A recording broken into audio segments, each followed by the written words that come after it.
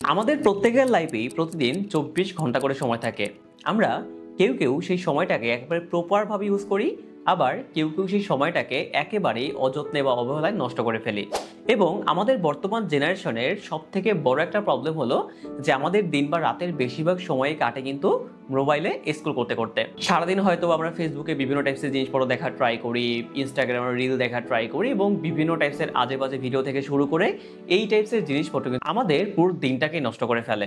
এবং সারাদিন শেষে যখন আমরা রাতে ঘুমাতে যাই তখন আবার আমাদের মনে পড়ে যে আচ্ছা আজকে তো অনেক কিছু আমরা করতে পারতাম, বাট কিছুই আমাদের করা হলো না। আবার যখন তার পরের দিন আমাদের সকালবেলা হয় তো দেন আমরা কিন্তু সেম কাজটাই কন্টিনিউ করতে থাকি। অ্যাকচুয়ালি আমরা বেরোতে তো চাই, বাট কখনই কিন্তু আমরা সেখান থেকে বেরোতে পারি না।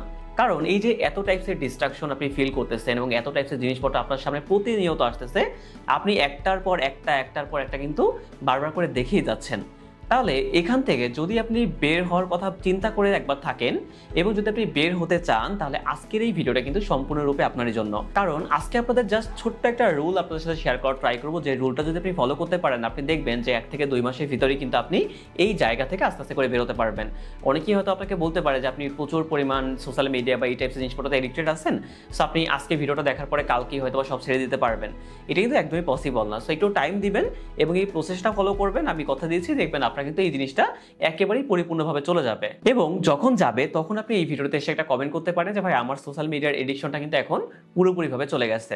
সো কি রুল বেসিক্যালি আপনি ফলো করতে পারেন? দেখুন, আপনার মতো আমিও কিন্তু অনেকটা সোশ্যাল মিডিয়া এডিক্টেড ছিলাম।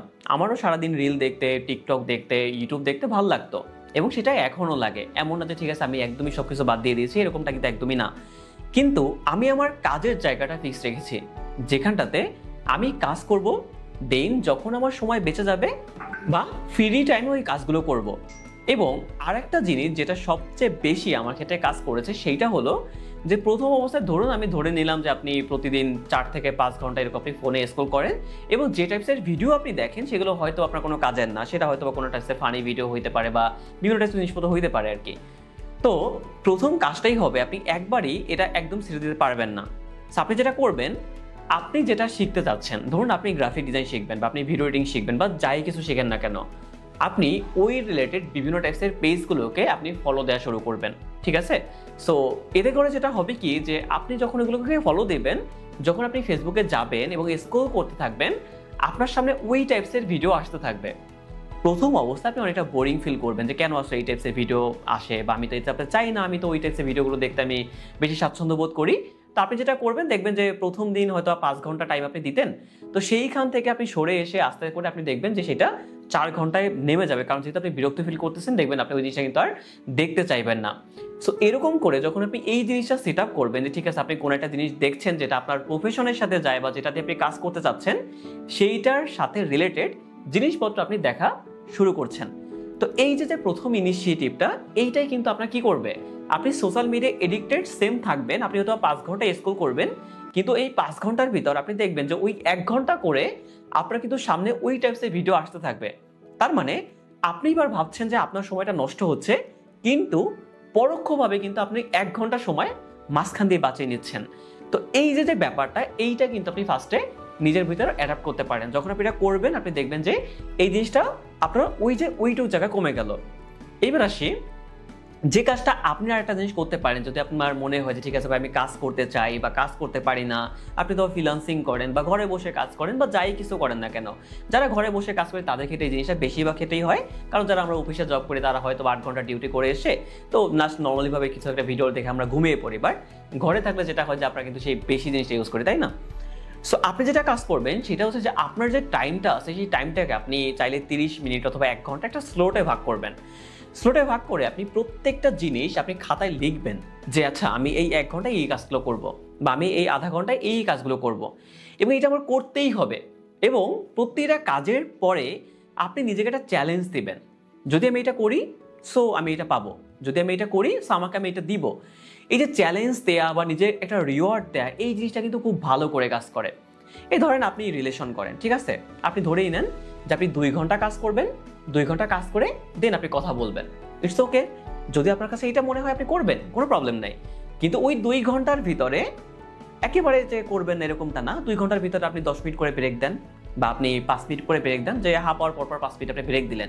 ব্রেক দিয়ে সেই টাইমটাতে আপনি কিছু একটা করেন, যে আপনার সোশ্যাল মিডিয়া এডিটর আছে, ঠিক আছে ঢুকে পড়ুন, দেখুন কিছু একটা জিনিস। এবার আপনি বলতে পারেন যে ভাইয়া ঢুকলেই তো আর বেরোতে ইচ্ছা করে না, ঢুকলে তো একেবারে মনে হয় যেন সারাদিন ওখানেই পড়ে যায়। এর জন্য সব থেকে আরেকটা যে কাজটা করবেন, ফোনে একটা অ্যাপস নামাবেন, সেটা হচ্ছে ডিজিটাল ওয়েলবিং। যারা অ্যান্ড্রয়েড ফোন ইউজ করেন তারা ডিজিটাল ওয়েলবিং নামাতে পারেন, আইফোনে সেটাও সেম আর কি। সো এইটা নামালে যেটা হবে যে আপনি প্রতিদিন কোন অ্যাপগুলো বেশি ইউজ করতেছেন আপনি সেটা টাইম দেখতে পারবেন।